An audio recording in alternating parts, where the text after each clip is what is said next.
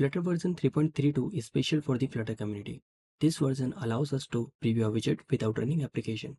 In order to preview a widget, we need to use the @preview annotation.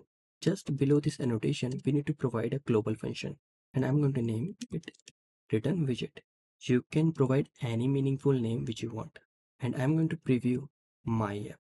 In order to make @preview annotation work, we need to use Flutter widget preview start. This will take some time to run preview in a browser. If you want to create multiple previews, you just need to provide a second global method with the annotation @preview.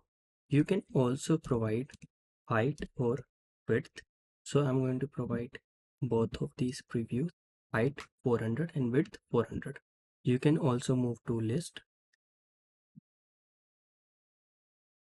I hope you found this video helpful. If you want to learn more about Flutter, you can subscribe to the channel. See you in the next video.